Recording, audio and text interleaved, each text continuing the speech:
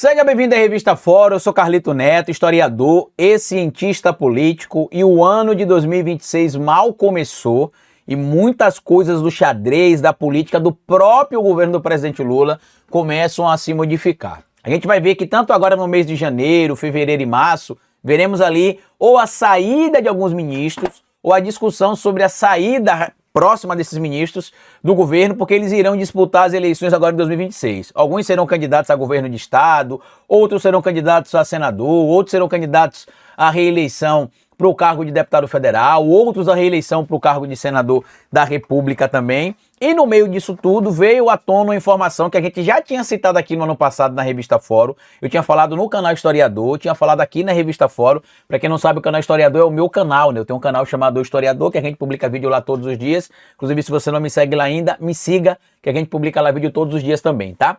E a gente tinha falado lá, tinha falado das minhas análises aqui e tinha falado também das minhas participações na Fórum 11h30, nas quartas-feiras, que o presidente Lula, quando escolheu indicar o Jorge Messias para suceder o ministro Luiz Roberto Barroso, ele já tinha conversado algumas vezes com o senador Rodrigo Pacheco, né, que era o preferido ali do Senado, que era o preferido do Davi Alcolumbre. O Davi Alcolumbre, inclusive, ficou pé da vida porque o presidente Lula não indicou o Rodrigo Pacheco e o presidente disse que tinha outros planos para o Pacheco. Na época eu citei que publicamente o presidente já tinha falado no meio de algumas pessoas ali que ele queria o Pacheco como candidato dele em Minas Gerais ao cargo de governador e que caso o Pacheco não vencesse a eleição, que ele traria o Pacheco para o governo para ocupar um cargo de ministro e que se o Lula for reeleito, como a gente acredita que irá acontecer, ele terá direito de indicar outros 3 ministros do Supremo Tribunal Federal e que ele provavelmente indicará 2 mulheres, até porque a ministra Carmen Lúcia vai se aposentar também,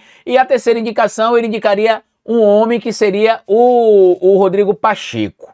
Muita gente disse que eu estava meio alucinado, que não fazia sentido o que eu estava falando, que era algo sem pé e nem cabeça. Eis que o ano começa e vários veículos da mídia tradicional... E detalhe, tá? No ano passado eu tinha dito que provavelmente o Rodrigo Pacheco, mesmo que não topasse ser candidato ao governo em Minas Gerais, ele ocuparia o cargo de ministro da Justiça no governo do presidente Lula. Por que eu tinha citado isso? Porque eu tinha recebido informação de uma fonte que o ministro Lewandowski estava cansado e que queria descansar. E que tinha, inclusive, manifestado ao presidente Lula, já no final do ano passado, o interesse de não continuar para 2025, 2026. O presidente Lula tinha pedido para ele aguardar um pouco, ver se ele poderia, né, segurar para que o presidente Lula pudesse reorganizar. Eis que o ano se inicia e vários portais de notícia da mídia tradicional brasileira têm dito que tanto o ministro Lewandowski quanto o ministro Zé Múcio procuraram ali o presidente Lula para dizer que não pretendem seguir no governo mais, que querem descansar. E mais uma vez o presidente Lula está tentando ali contornar essa situação para impedir, por exemplo, que o ministro Lewandowski deixe o governo neste momento. O cálculo, inclusive, que foi feito é que o ministro Lewandowski pretende entregar o cargo dele na sexta-feira, dia 9, um dia depois do ato do 8 de janeiro de 2026, né, que relembra o que aconteceu em 2023, e isso geraria ali uma mobilização importante no tabuleiro da política brasileira. Por quê?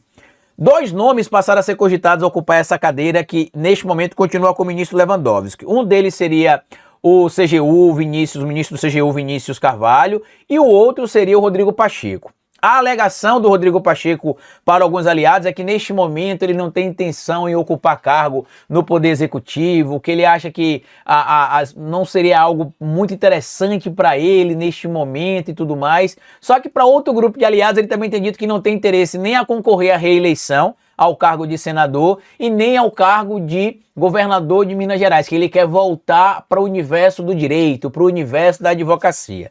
Para mim, isso é só uma grande balela para vender dificuldade e dizer que não, eu não estou querendo não, para ver se o presidente Lula oferece mais coisas. E aí muita gente vai perguntar, Carlito, mas por que o Lula estaria disposto a dar uma pasta como o Ministério da Justiça para o Rodrigo Pacheco? O Rodrigo Pacheco é um cara da direita, que inclusive assinou recentemente ali pelo PL da dosimetria e tudo mais. E aí é onde entra a parte que infelizmente muita gente que é da militância apenas não entende, que eu, Carlito Neto, como militante de esquerda também não concordo, mas como cientista político eu sou obrigado a explicar e entender, que é algo que a gente chama de realpolitik ou pragmatismo político. A gente precisa lembrar que dentro do Congresso Nacional hoje, a esquerda é minoria nas duas casas, mas é minoríssima.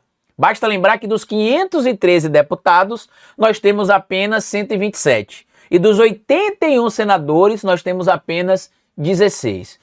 Todo o resto é da direita, não importa se é direita moderada, radical, centrão, todo o resto é da direita. São 65 senadores de direita e 386 deputados de direita.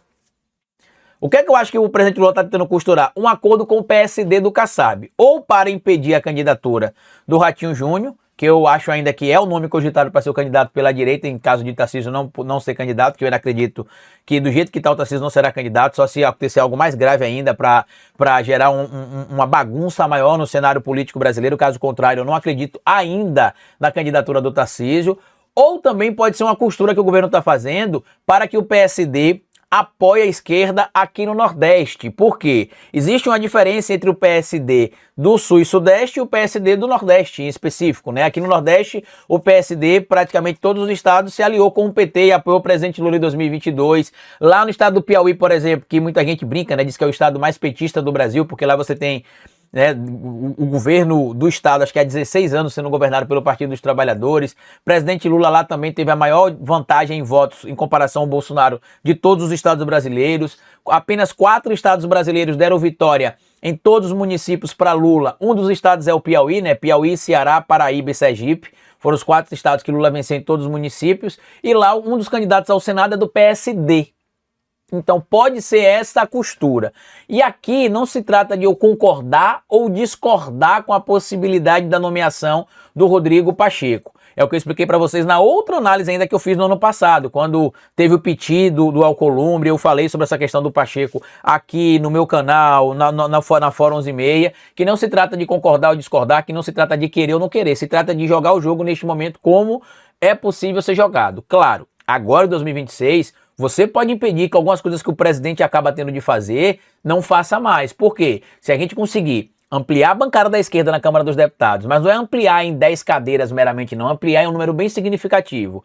Ampliar a bancada do Senado, meu amigo, a gente vai conseguir fazer muito mais coisas sem ceder espaço para a direita e para o centrão do que é necessário hoje. Por quê? Porque, como eu falei para vocês, com 127 deputados a gente não consegue abrir nenhuma CPI. Para abrir uma CPI na Câmara dos Deputados, são necessários 1/3 das assinaturas dos deputados, que dá ali aproximadamente 171 assinaturas. Nós temos 127. Como é que se abre uma CPI sem necessidade de dialogar com a direita, por exemplo? Então, para a gente ter mais autonomia, para que o campo da esquerda dentro do Congresso Nacional e para que o governo presidente Lula 4, se acontecer tudo como a gente está planejando, seja um governo muito mais forte do que foi, muito melhor do que foi o governo Lula 3, a gente precisa ampliar as bancadas na Câmara dos Deputados e no Senado.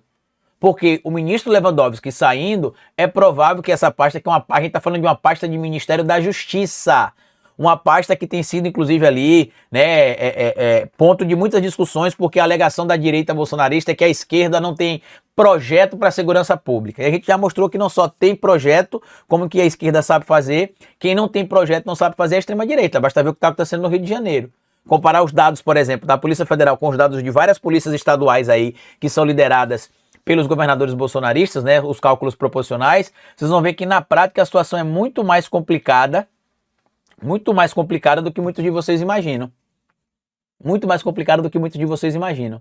Então, assim, a gente precisa entender que 2026 é um ano importante.